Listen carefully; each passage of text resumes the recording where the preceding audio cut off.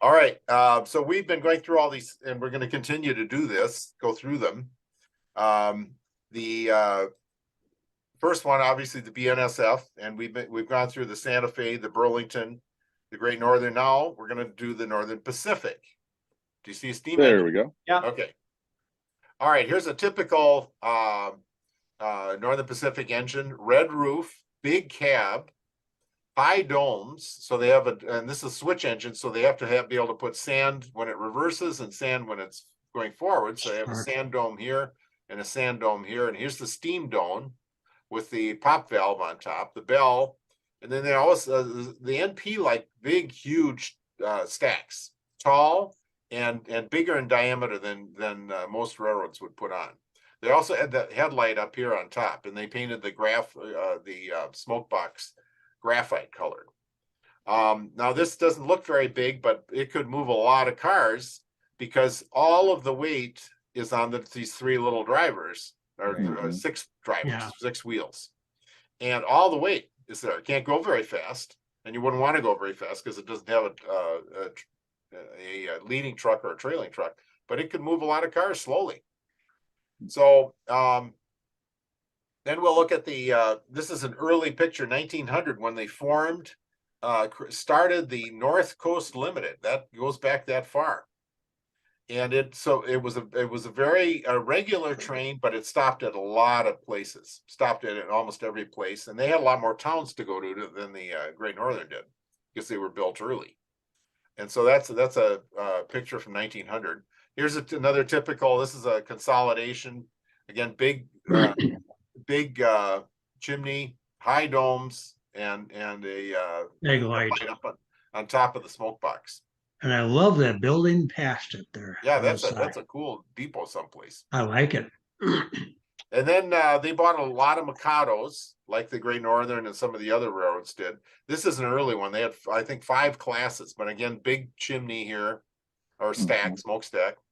And you can see a spoked wheel back here in the trailing truck, big wheel. And later they made a smaller wheel, and they would put an outside bearing that they could actually reach. These inside bearings were kind of difficult to work with. And then here's a 10-wheeler that 460, and same kind of characteristics. This is over at Como Shops in St. Paul, probably early in the 1900s. And then the NP, one of the big things they did is they asked Alco and Baldwin to build them 484s, and that became the Northern type because NP was the first to build them. A big, huge steam locomotive that they could haul the passenger trains with, the North Coast and the Main Streeter and some of their other ones. They're huge engines, and they ended up with 5 classes of them, and they ran a long time. And then after the diesels came in for the steam engines, they ran them in freight for years, right up until almost until 1960. But now, of course, this is the Northern, and for railroads like the Nashville, Chattanooga, and St. Louis, they couldn't call it a Northern, so they called it a Dixie. And then, of course, the RF&P, Richmond, Fredericksburg, and Potomac, they called them Presidents, and the New York Central called them Niagaras. So, but most of the railroad called them Northern. That was kind of the name that stuck because of the NP. The other big groundbreaking locomotive they got was this is the Yellowstone, and at the time it was built in the late 20s, early 30s. It was the largest steam locomotive ever built. It's a 2884, and they'd been building. They had some articulateds, but this thing was a monster. And it was the largest firebox in grate they'd ever produced, and it was because it was burning lignite coal, which has about half the heat content of bituminous. So they had to have twice as big a firebox. And interestingly, this thing was not built for the mountains. It was built for the hill and dale land across North Dakota and Montana, because the NP, like the Milwaukee, was crossing rivers. And when you cross rivers, that means you're on top of a bluff, and then you have to go down in the valley, Down and across. then you have to come back up. And so you're going up and down and up and down, and they were trying to, they had to run 2 Mikados. Well, then they said, well, let's build a big locomotive where one engineer is controlling the whole thing. And so they did. And these things were Yellowstones because the Northern Pacific was the Yellowstone Park Line. That was their name. Right. Yeah. And so here's another picture. These are from the internet. And here's one cooking along in eastern Montana. They're big locomotives. So then the diesels started coming in, and of course, again, the Northern Pacific was very conservative. If you think about the Great Northern, I mean, that's a pretty flashy paint scheme. That's the Empire Builder when they first built in 1947 with a couple of E units on it, orange and green, and many people consider this one of the most attractive of all the 1950s paint schemes. But the NP was pretty conservative, so they had this pine tree up front because they knew they had to have some light color because otherwise people wouldn't be seeing them at the grade crossing. So this thing is actually kind of a symbolic pine tree, but it was dark green and they had a green band going down the side. But it was, so here's the North Coast. It took 11 hours longer than the Great Northern Empire Builder. 11 hours longer. And so it stopped at a lot of places, didn't have a full diner and everything. So, in the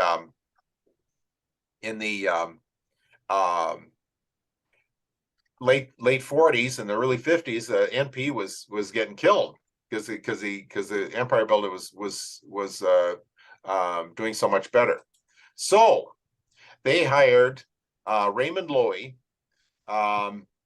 who apparently he was a big designer. He helped finish the GG1, and he did all sorts of things, from toasters to lamps and everything. But he was a good designer. And he went out, and the story I heard was that he sat on a bluff along the Yellowstone River out there someplace, and he just sat there all day, and he tried different things. And finally, and it was apparently early in the spring, and he's got this light green, which is said to be the color of the water coming off a glacier, and the dark green are the spruce trees, and then white for snow. And many people consider this the most elegant passenger train. Yeah. So, so I took this one in 1969. This is over right where they were going to build the Minnesota 280 bridge. So these are all the elevators right in front of the University of Minnesota's over here. He's going. This is the main streeter going between Minneapolis and St. Paul, and this is the Great Northern Passenger Main, and he was probably doing 50 or 60 miles an hour. They moved right along between the two cities, and then the freight was pretty conservative scheme. It was black with again the pine tree up here, and then they did the same thing on the those black units. But they did paint the ends yellow for collision protection. I took this picture in 1969, and it was at Northtown Yard. And you can see still almost all boxcars. They were still using, I was surprised there weren't more modern boxcars, but railroad's a capital intensive business. So, but initially they would always keep the Northern Pacific was pretty conservative. They had a lot of F units, and they would keep all the F units together. They kept all the GP9s together and the RS3s together. But as the late 60s, they started mixing stuff up. And so this is a GP9, this is an F7B, and that's an Alco RS3. And they're heading west with a drag freight out of Northtown. And here's a picture of I think it's probably either the main street or maybe a train coming down from Duluth in 1970. The guys are already starting to take the heralds off, and there's a Great Northern car in here and stuff like that. This is up north of Northtown, and here he's pulling away. This is why one of we have problems with digital, but even with Kodachrome, you had problems back in the day. This is one of the better rolls I ever took. And I Ooh. sent it to Kodak and it came back and I don't know what happened. The film stalled and the operator running the machine didn't.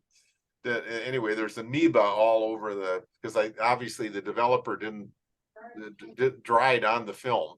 Yeah. But I kept Mhm. the picture anyway because it's Sure. it's of historical significance. So here's a freight train coming in with an F7, an F3B, and an F7B, and they've taken the herald off. And here's a picture of the Main Streeter coming in again with the amoeba on it. So here's a picture of the internet from the internet of the North Yeah. Coast Limited, and they added. I can remember those kinds of things happening, developing black and white film. Oh yeah, yeah. It was The film sticks to itself in the tank, and yeah. Oh yes, and Kodachrome was a very complicated process. Actually, in yeah, you had to, retrospect, I was surprised because they had to start development, and then they had to shine a light on it to reverse it, because otherwise it would come out negative. And it was a color reversal film, and then they had to right. add 3 dye layers, and but that's why a picture like this I'm sure was Kodachrome because that's 1969, and look at it, there's not a bit of fading or anything. So the NP also during the war, because the War Production Board had told General Motors, you're just going to build FTs and F units and E units. You're going to build freight and passenger units because they weren't very successful. And so they told Baldwin and Alco, because of course all 3 manufacturers are making a lot of war material. So, but they told them you can build switch engines. And so Alco and NP, Great Northern, bought some of their switch engines. And then this is an S2, and you can tell that because it has the big radiator here, and it has the blunt trucks. And I don't know if you ever heard one of these S2s or S1s going by, but it sounds like it's coming apart. They would clang and bang and everything. It was unbelievable. They go over a switch and you'd swear the truck was falling apart because I don't know why, but that was their design. And it was the only engines that ever had them. So they obviously weren't too successful. On the S3 and S4, they went to the standard AAR, the American Association of Railroads Type A truck. And this is the Baldwin they bought. Yeah. But